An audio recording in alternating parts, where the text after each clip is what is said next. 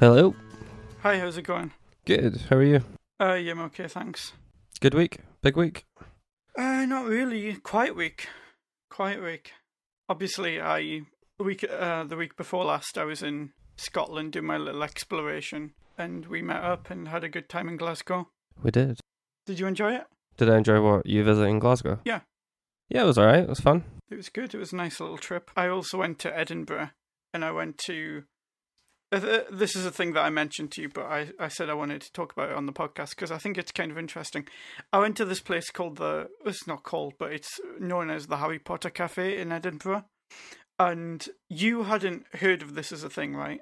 No, I didn't know it was a thing at all. Right, so this is a place that kind of got famous because J.K. Rowling's first ever interview was done on video, and it was done inside of this cafe. And it's this cafe in Edinburgh where she wrote the first the first Harry Potter book before she got famous. And she would go into this cafe or coffee shop and she would just write it in there. So I wanted to visit this cafe and I went, and it was... So right outside of the window, there's a big sign which says, Harry Potter was written here and everything. And I was kind of apprehensive about what it would be like on the inside because I was really hoping that it wouldn't be like a sort of Warner Brothers production where you would go in and it would have like Harry Potter artwork on all of the walls and the music, instead of being coffee shop music, would be like Harry Potter theme tune and stuff. But thankfully it was nothing like that. It was a very tasteful coffee shop with its original design intact. The only difference I would say is that once you got served, a person was like, is it just a table for one? And then they escort you to a table, which is a bit weird, but okay, fine. They have a lot of tourists go there, I understand. Well, they asked you if you wanted a table? No, they ask how many people, like they would in a restaurant. They're like, is it a table for one? And then they guide you to a table that would be, rather than you just going in and finding yourself a table. There's a couple of tea houses and stuff that do that here. It's common for nice places. For nice places. Places that aren't Starbucks or Costa. Correct. But yeah, it was a very tastefully decorated cafe. It wasn't... It had one wall where they had a few things, like they had a framed photo of her sitting right in the book in the coffee shop, which was very tasteful. It was really nice. I liked it. The only thing I would say bad about it is it had shit Wi-Fi, which wasn't so good for me. But yeah, it was good. Out of the back window, though, this was the thing that really hit me, was out of the back window, it kind of dips down like a little bit like a valley outside of the window, and then so you can see very clearly up on the hill Edinburgh Castle, and it's at a vantage point from this window of just being right there up on the hill. And if you didn't know that this was the cafe, you can totally see that as Hogwarts. Like, you can just see it. It's like looking at it. And so with that knowledge, it's like, okay, I get it. This was totally the inspiration for that. So yeah, good experience. Okay, to follow on your Edinburgh conversation, I was in Edinburgh until about 90 minutes ago. Yeah? Being all manly, helping your sister move things? Yeah, doing things like lifting things into cars and then throwing stuff into skips. It was fun. That's what I do. That's what I do with my spare time. Mm-hmm. Rent out my muscles for pizza and wine, which is what I did. Yeah. One thing happened last week. Yeah? House of Cards Season 4 dropped. It did, yeah. That is why I didn't do anything last week. I just spent the entire week binge watching Season 4. It's manageable to get through in a week. It is. Give me your review in 5 sentences. Season 4 was, I think, one of the best. It brought out a few qualities that House of Cards has, which other shows don't have.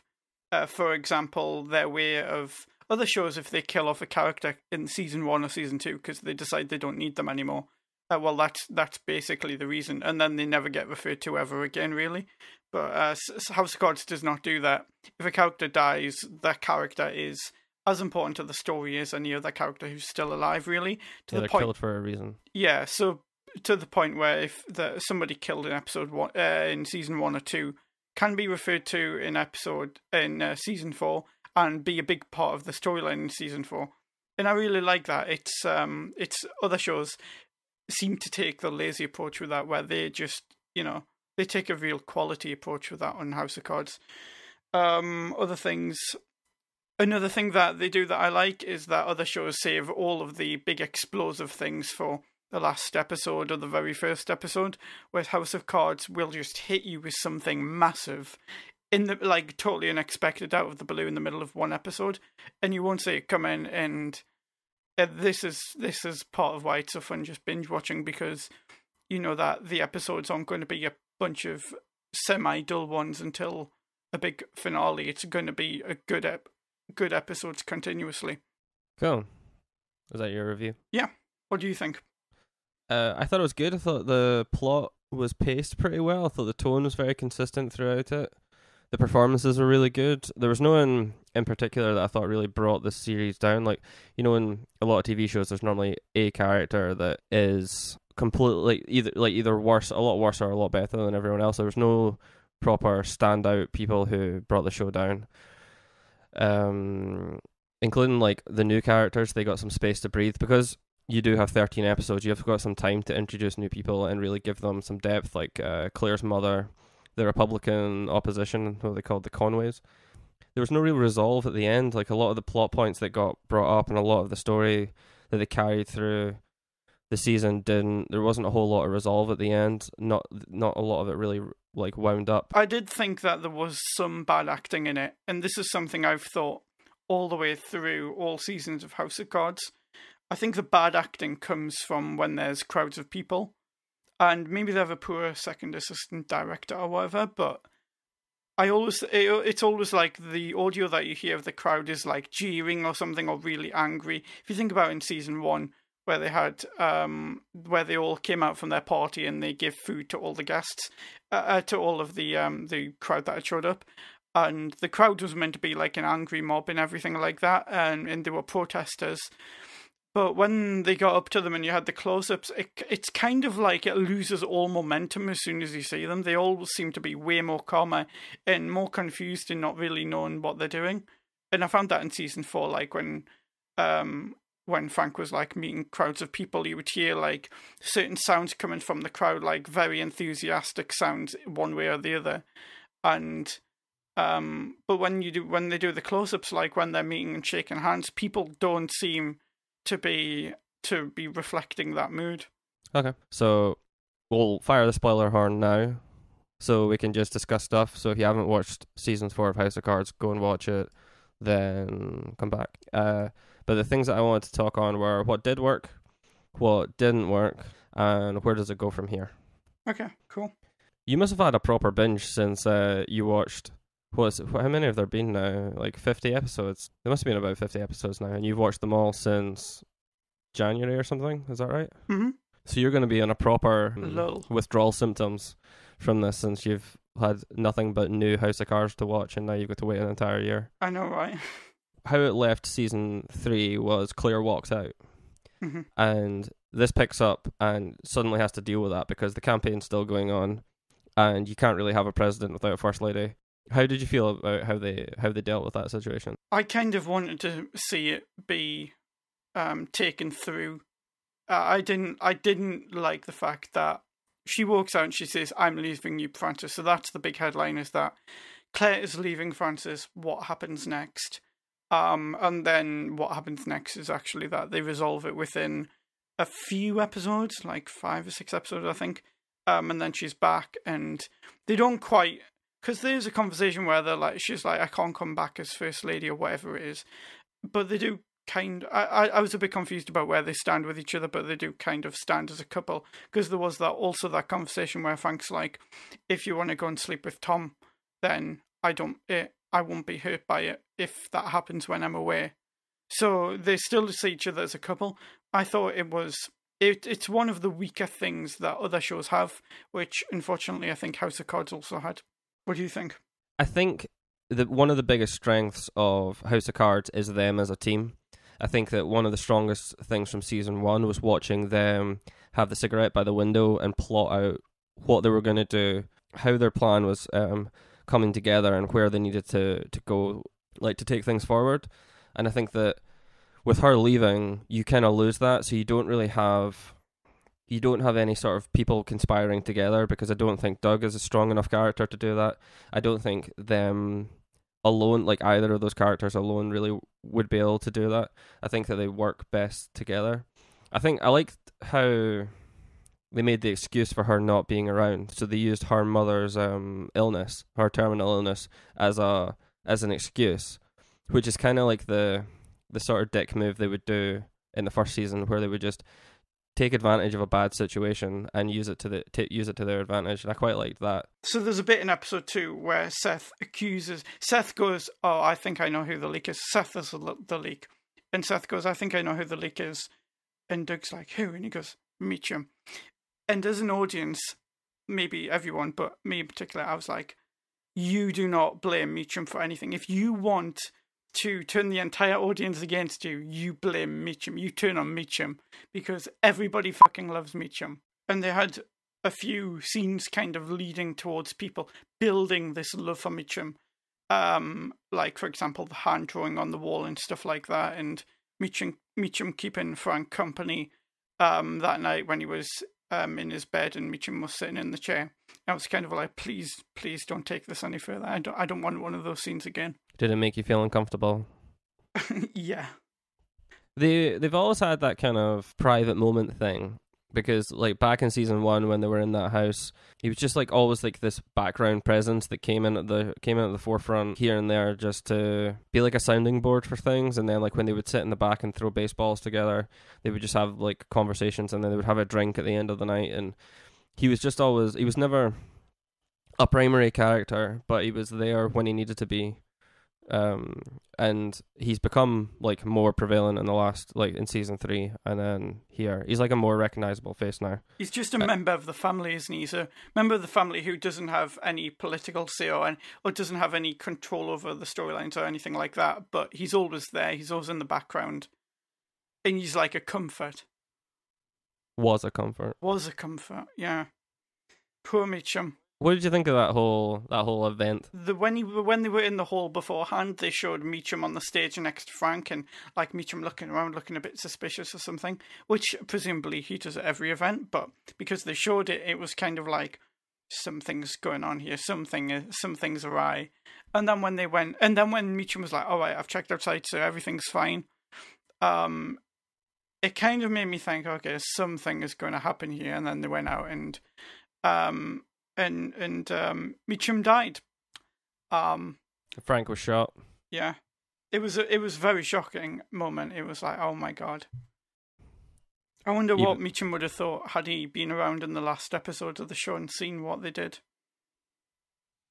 Well, it's funny how some people see through Frank and some people don't. So if you look at Freddy, the barbecue guy, who at this point has been through so much with the Underwoods and goes to a completely other side than Meacham does. Meacham just goes, "This is who they are, and I love it." And Freddy's like, "No, I have no respect for you, and I'm out because I've had enough of it."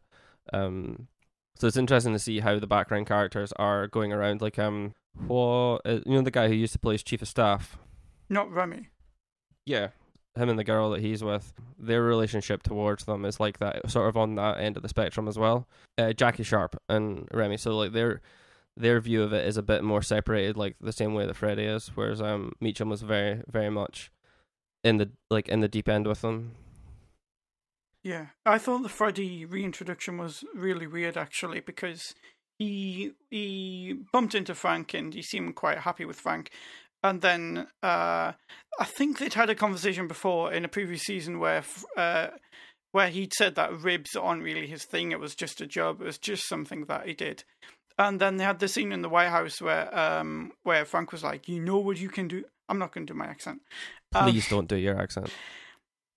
He says, "You know what you can do for me, Freddy, before you go is you can make us some ribs at the White House." And he like explodes at him and gets really angry about it, which I didn't really get, because here's the thing, because Freddy is like, "Wait, you think that a reward from me is cooking you ribs? Like, what kind of that's terrible." And I was thinking, okay, that's not quite the same as if, like, for example, I asked if I became friends with a barista who was leaving, because I go into coffee shops quite a lot, and I was like, oh, you can make me a coffee for the last time or something. It's not quite the same, because Frank is the president of the United States.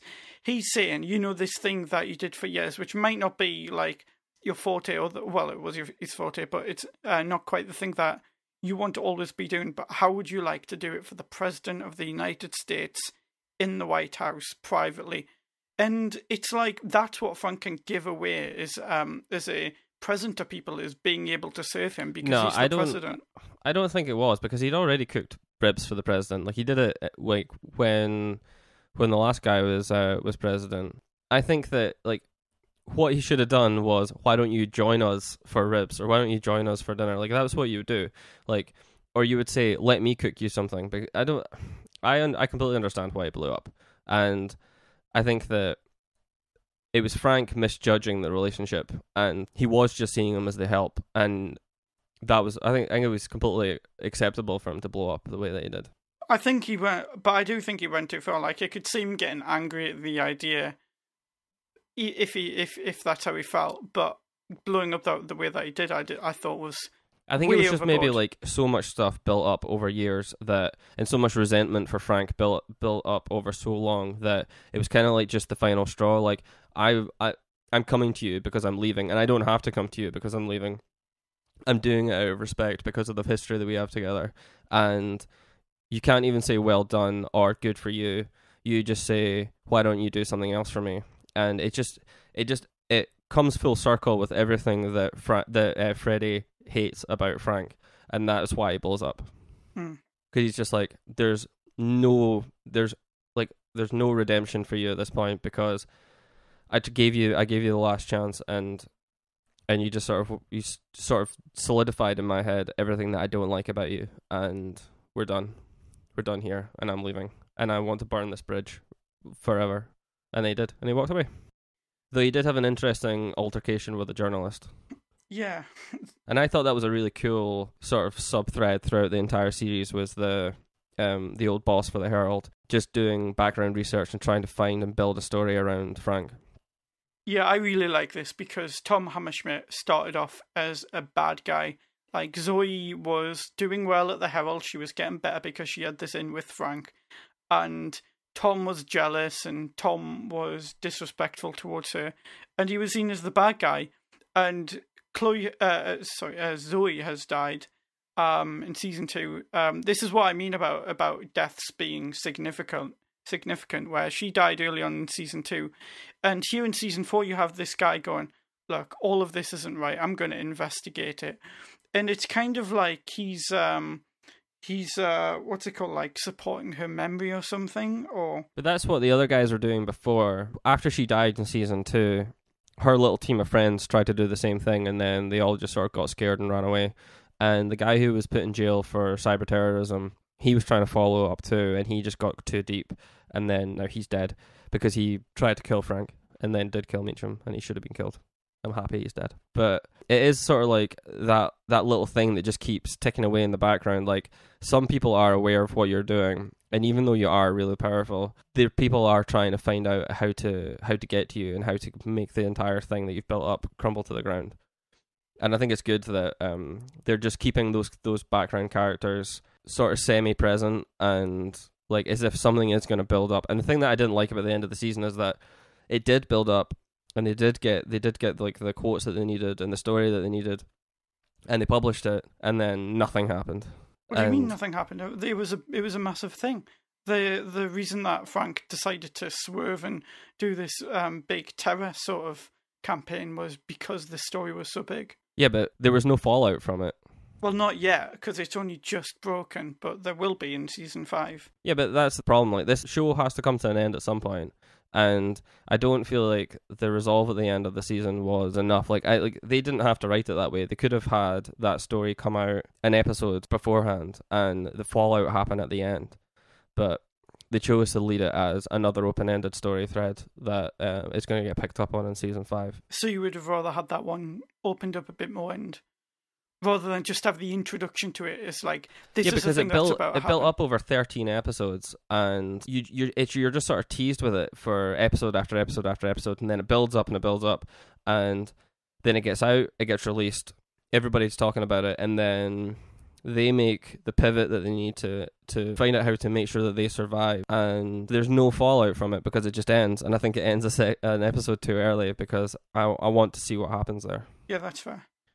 One thing I don't like about this show is how you kind of want to see them fail, because what happens is something doesn't go their way, and there's an event, and there's something that they have to deal with, and then they manage to deal with it, and they manage to just scrape by each time, and you kind of just want to see it come to a head, and you like, I kind of want to see like alternate timelines almost, where for example, with the story breaking, I'm like, okay, I want this to bring them down. This is the revenge for Zoe. This is the build-up of all of this stuff, and they deserve this to happen for them. So I want to see they lose the presidency because of this massive thing that they can't control. And I've had this feeling quite a few times. Like, I just want them to lose at some point. But they keep scraping by. Like, it's almost like it's like a Shakespearean type thing where you have a character who's built up and is a bit evil, and then you need to see them fall, because that's what happens at the end of those stories. And they do need to fall, and it needs to happen soon. Like, I think this show only has one season left in it. I don't think it can go on for that much longer, because it's no longer believable at all. You could sort of follow along in season 1, and it was really cool because you saw get screwed over in episode 1 where he wanted to be Secretary of State, and he got kept as a house whip, and then he was like, well, fine, we need to destroy these people. He became vice president, and then he mopped up all the bad things that were coming to get him in season 2, which is like killing Zoe and getting rid of the reporters and stuff, and then he took out the president in season 2 because that then became a threat, and then he became president, and then season 3 got a bit ridiculous. And this one continued that, I think. And I think that we do need to see them fall. There's loads of callbacks to the previous seasons, like the stuff with Zoe's death and Peter Russo and stuff coming back up. And there's loads of callbacks to all these things. Like, it's not like they've just been brushed under the rug. They've brought those stories back into play, and as if it's going to come back to bite them, as if like everything's going to blow up in their face, and then it does blow up in their face, and they're still left in a point of power. And I think that it needs to come back and bite them at some point soon. Yeah. Hopefully that's going to be the next season. Yeah. I think that is the way that the show has to end, really. Or maybe not end, but, you know, that does have to be a thing, because the fact that I feel this way, that I feel like, there's a quote from Breaking Bad where it's just like, how does he keep getting away with it? And he's just mad that Walt gets away with everything. And that's kind of how I feel about House of Cards. Is how does he keep getting away and just scraping by in all of these cases? So you're right, it has to go the other way at some point. And the good thing about the end of Breaking Bad, so spoiler alert for that, is like that they save the characters that need to be saved, and then they turn Walt into a villain, and what's the only thing you can do there is have him, like, have a good end for him, and that's what happens. So I think that was a good way to tie up that show. And I think they need to do the same here, because I don't think this can go on forever. I don't think the story doesn't have a huge path that it can go down. It's not clear where it's going now, where before there was a clear goal in season 1 where they were like, our agenda is to take down X, Y, and Z so that we can get to where we need to be. And then that carried on in season 2. It's going to be interesting to see where they pick it up in season 5, because like the 2016 campaign will be finished, and I don't know if they're going to carry it on like the next day, or if we're going so we'll be looking back on last year's campaign like next March when we watch it, or if or what they're going to do instead. I think they kind of like to be on top of what we're doing in current times. So this season was all about the campaign, because that's where we are in real life. But come next year, we'll have elected a new president, or the Americans will have elected a new president. So that'll kind of be, you know, it won't. People will be sick of all of the election crap by then. They don't want to see more election stuff. That's why it's kind of weird that they left it so open ended, because there's no end to that story. But by the time the next season comes around, that's going to be out of date, because the 2016 election is going to be done. So there's two things that they could do. They could, in reference to like how this ends, either number one, they could say, okay, we need to deal with this terror threat. Please, everybody back us. Everybody vote for us, because this is our primary concern. We need to forget about the politics of the election and everything. This is really serious. Or the second thing that they could do, and I'm not even sure if they could, but maybe, is they could just cancel the election because of the terror threat and say, okay, we'll delay the election until next year. They can't do that. Okay. Do you think they could do like almost like two timelines where they have like the beginning of season 5 is them a year forward, so them in March of 2017, and then they do flashbacks to how they get there.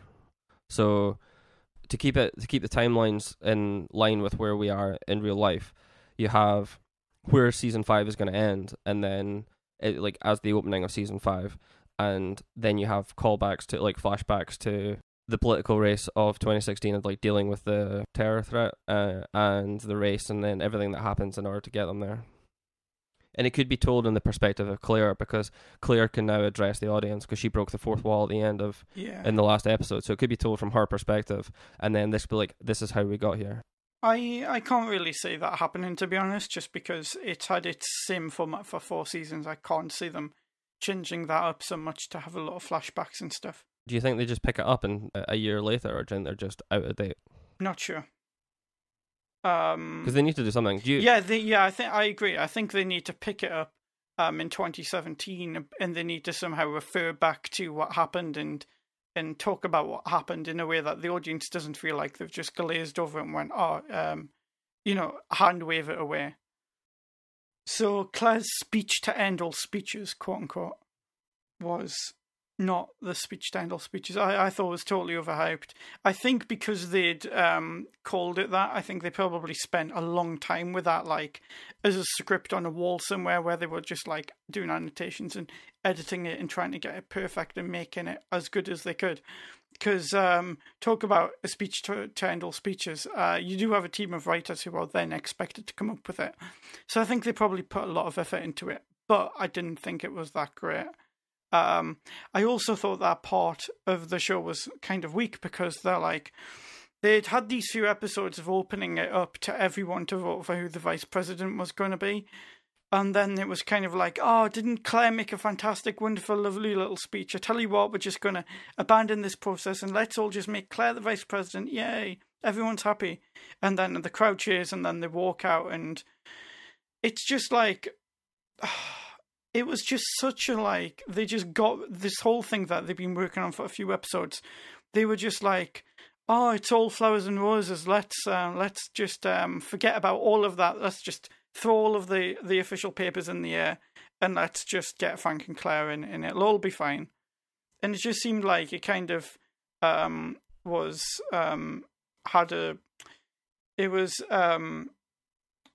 detrimental to the episodes that came before it, I think.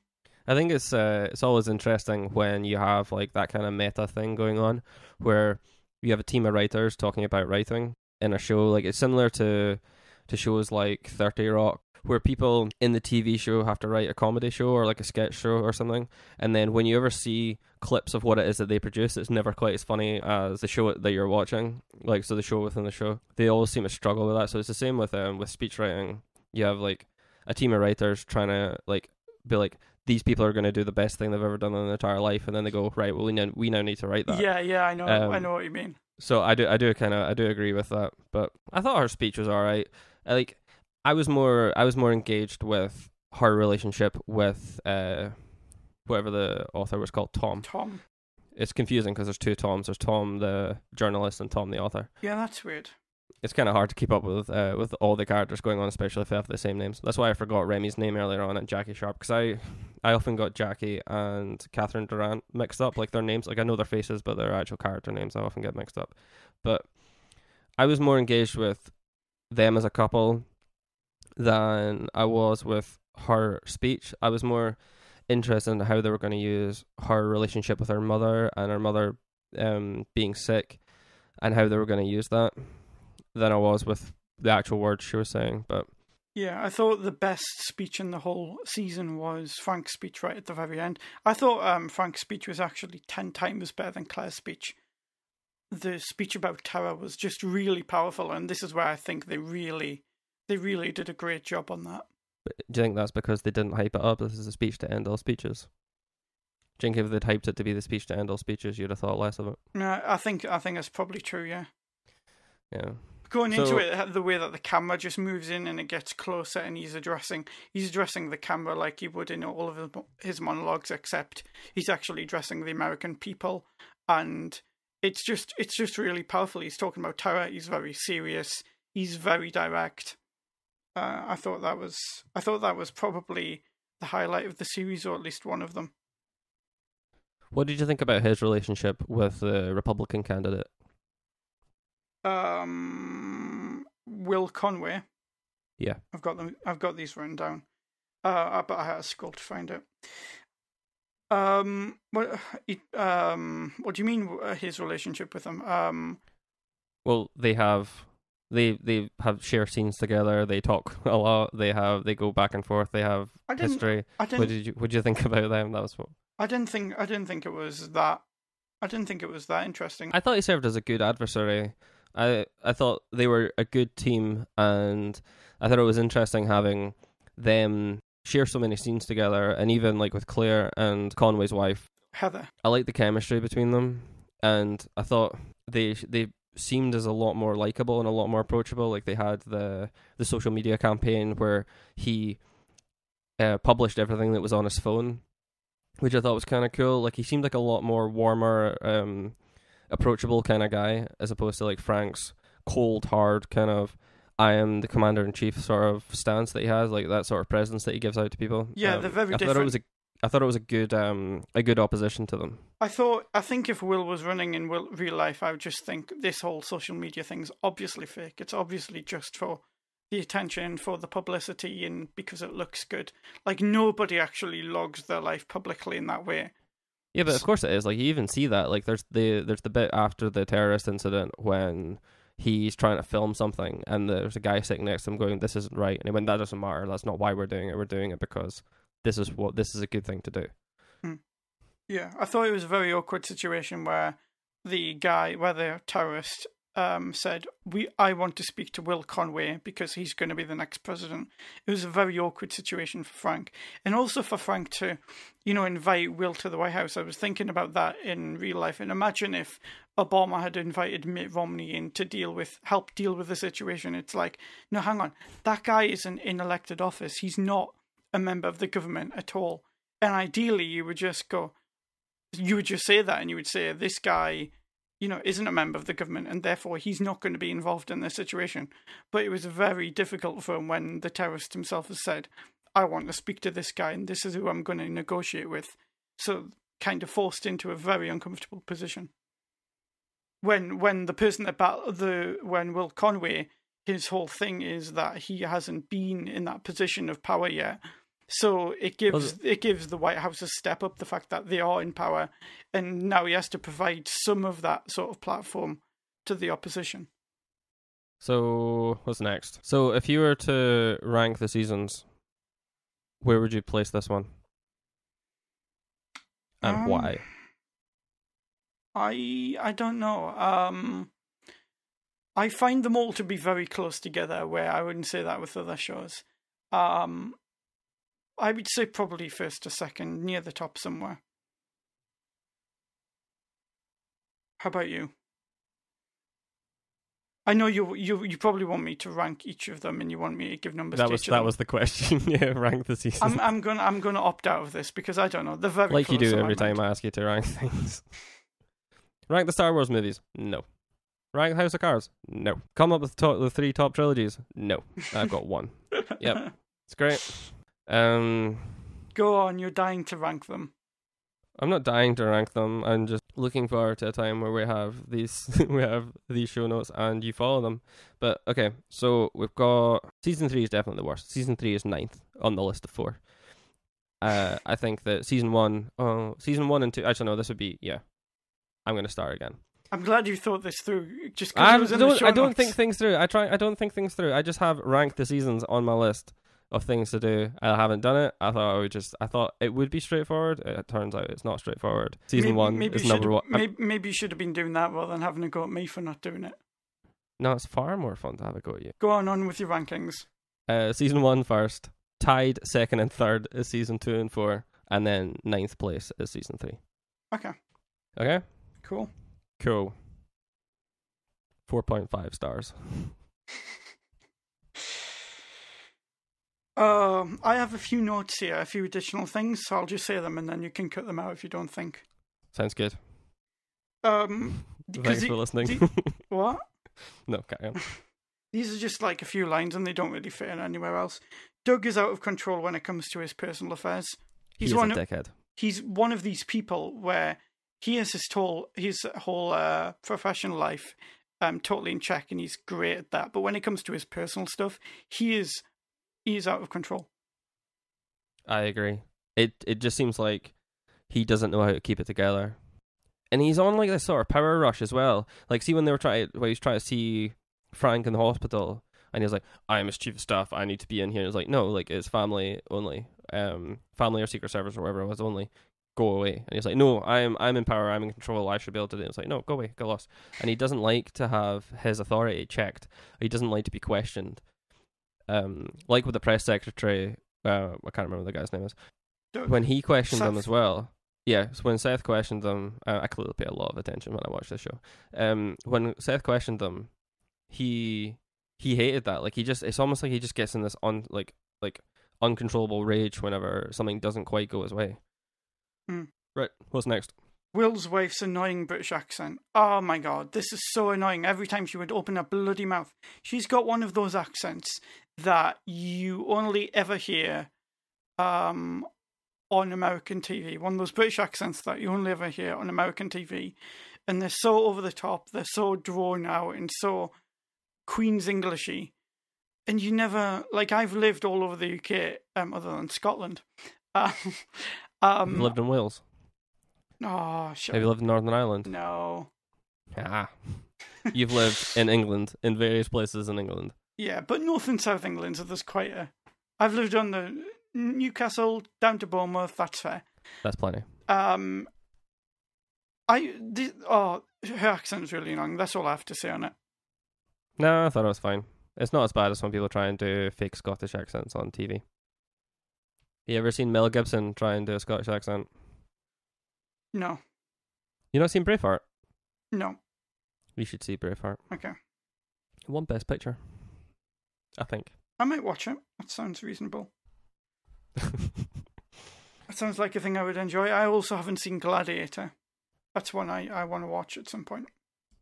They are different movies. I know. It's interesting the accents that they have in Gladiator, given that it's set in Rome. What, do they all speak English as well? Yes. With American accents. Oh, great. Great. In ancient Rome. But they're all dressed up really nice, so they all look the part. End of episode 11 was really weird. It was when you had Tom at the dinner table, sitting in the middle. The awkward breakfast. Yeah, this, was it breakfast? Yes, yeah. With the sliced apples. And it was like super, super awkward. It was super awkward. It was a lot like that scene from Breaking Bad where Jesse joins Walt and Skylar for dinner, and he's in the middle. Do you remember that scene? Yeah. And like he's trying to make nice conversation, except this was a lot more. This was handled a lot like classier. Like, it will leave this to the audience imagination of how this goes. But in the Breaking Bad episode, it's just like Jesse completely addressed it and went, "Hey, so how's it going?" And you're like, "No, this is awkward. This is weird." Yeah, I thought it was good. All right, that's all of my little notes, I think. That was your remember when this bit happened section. Yep. Apparently, Will's wife is called Heather Conway. Yeah, you said this earlier. Not to be confused with Heather Dunbar. Why do they keep doing this? Like, every other show avoids having characters with the same name. This is a thing that I wish they would do. Like, I know it's not realistic that everyone's going to have a different name, but it's fine. Like, I'll forgive it because it's less confusing. Yeah, it's tough to keep track of all the characters. It's not as bad as Game of Thrones, where you're like, who is this person again? Like, you know people's faces, and then when somebody gets killed, you're like, was that important? Were they important? I'm going to have to read up about this. But names are not things I remember. Like, I know Frank, Claire, Freddie, Meacham, Edward Meacham, that's the first name. Mm-hmm. Zoe, deceased. Mrs. Zoe Barnes. Okay. That wasn't too bad, was it? That was quite good. No. Are you going to try and do Frank's southern accent? That was what I was doing. Oh, really? Was that what you were doing? That's what I was doing. Good. I've had feedback about your accent. Have you? Was it Yes. good? I purposefully don't tell you because I don't like to hurt your feelings. Of course you don't. I mean, I like it more when it benefits When me. it and comes straight from your mouth. When I find it entertaining and I think that I'll benefit and have some jokes from it, I think that's fine. But when other people tell me, I go, "Oh, you're right," but I probably shouldn't tell them this. Okay. One bit that confused me was so you know the guy, the terrorist who kidnaps the girl. Yep. Kidnaps the family, sorry. And it shows his picture at the end. I'm like, oh my god, that guy. And I thought it was the hacker guy from the previous season or two. And I tell you why. It's because when I watched this, when I binge watched the previous seasons, I did it alongside House of Cards. And House of Cards also has a psychopathic person in it. And he's played by the same actor as the actor who plays the terrorist in this. So what's the other TV show called? did I say House of Cards? How to Get Away with Murder. Good. Close. You're keeping me on my toes here. I was gonna zone out from what you were saying, but I was like, nope.